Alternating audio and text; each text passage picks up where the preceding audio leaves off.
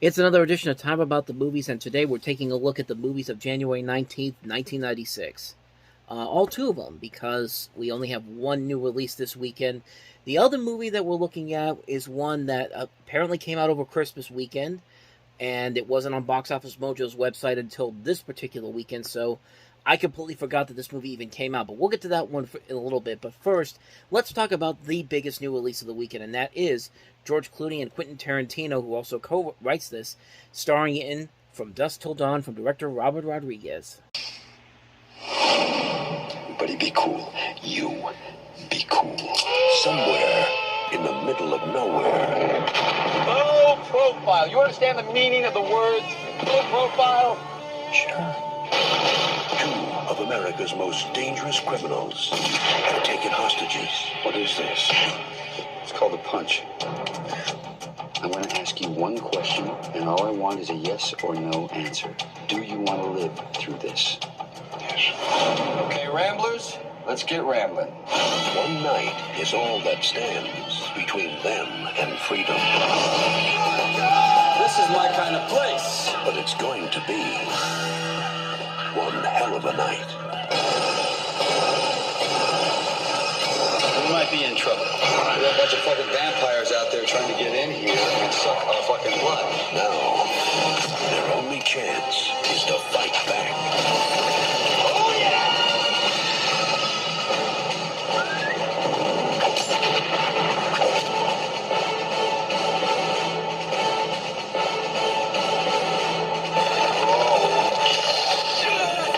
Harvey Keitel, George Clooney, Quentin Tarantino, Juliette Lewis. Welcome to slavery. No, thanks. I already had a wife. From dusk till dawn.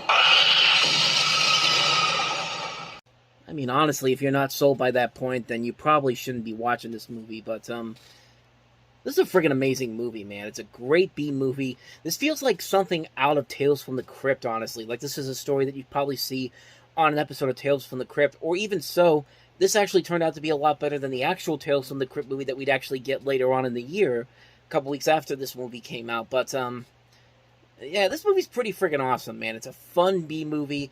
George Clooney starring in this with Quentin Tarantino. In fact, this is one of the first movies George Clooney did after he found success with ER, and that kind of essentially launched his movie career after starting with this particular film, because he'd have a couple other films after this. But this was the film that kind of jump-started that career. But him and Quentin Tarantino work off each other very well as these two main characters, and you got a great cast overall, including Harvey Keitel, Juliette Lewis, and Salma Hayek, man. I mean, she is something else in this movie. How do I put this? You know what? I'll let my friend Durant Cinema give you an idea of how Salma Hayek is in this movie. I love the way that they use the image. I love the way that they use the image. I love the way that they use the image. I think that pretty much sums it up right there. I mean, even when she turns into a vampire, I can't help.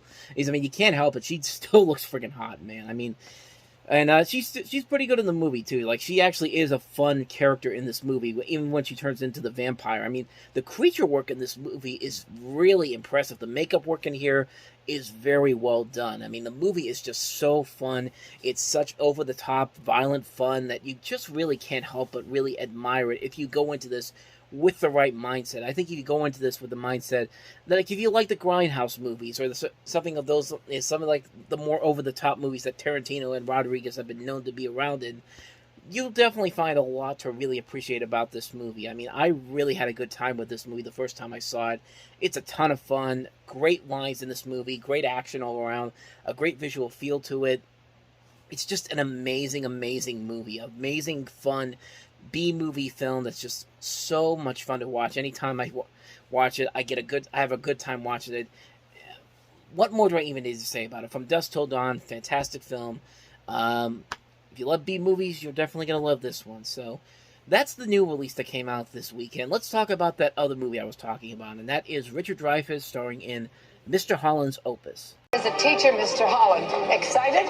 Nervous. Academy Award winner and 1995 Academy Award nominee Richard Dreyfuss stars in the movie critics are calling one of the year's 10 best pictures. What kind of music do you like to listen to? Rock and roll.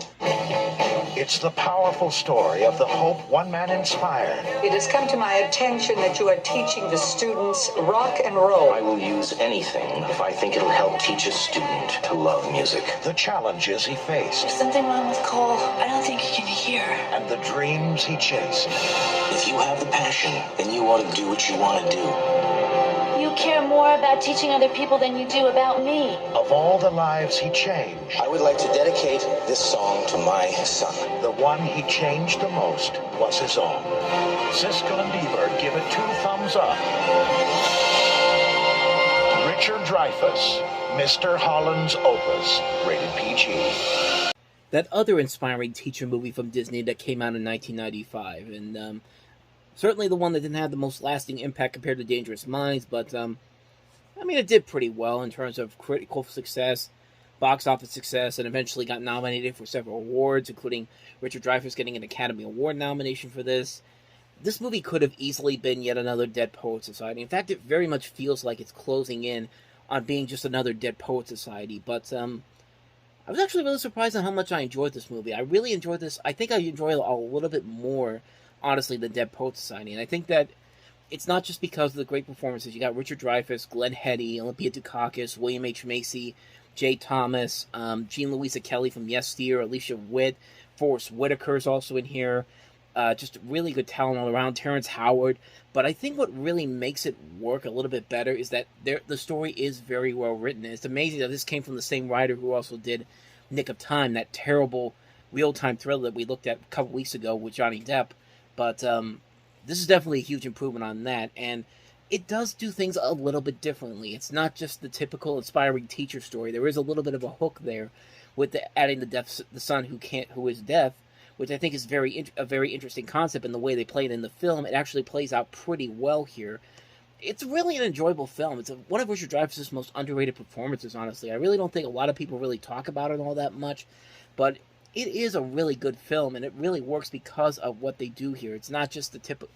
It doesn't really fall into the same typical cliches that we see in inspiring teacher films like this, but it does do things a little bit differently that makes it kind of stand out on its own, and that's something that I really, really like about this movie. It actually portrays people with deaf abilities in a better light than another Richard Dreyfuss movie did with Silent Fall a year prior to this, which was a terrible movie, but this one definitely did it a whole lot better. And even if you see a lot of the same tropes in these inspirational teacher films, you can definitely find a lot to enjoy about this movie. There is a lot to really admire about it. I highly recommend checking it out, even if you hate seeing these same movies over and over again. This is one of those few ones that actually does something really different and unique with it, and actually makes it kind of stand out on its own. I think it's a well-made film. I highly recommend checking it out. Mr. Holland's Opus.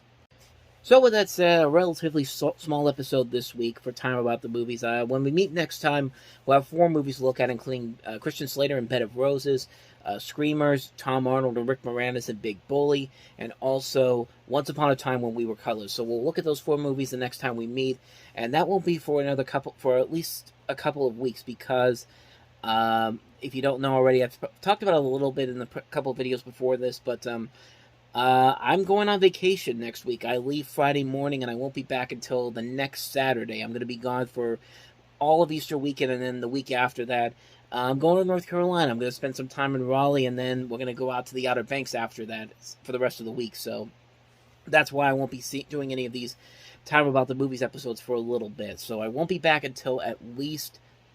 I come back next Saturday, and then I'll probably do another episode on the next Sunday, the Sunday after that. So that's why you won't be seeing a couple episodes for a while, because I'll be on vacation. I'll still put some stuff out here on the channel for you to see, and who knows, I might actually have a review for Super Mario Brothers. I'm going to try to see if we can go see that sometime this weekend out in the theaters there. But yeah, so that's why it's going to be until the next Sunday, which will be the 16th, when you'll see the next episode of this. So until then, though, thank you very much for watching this, and if you want to see more videos like this, please hit the playlist on the next page, check out the previous episode, and I will see you guys next time for another episode. So, until the next time I see you, take care.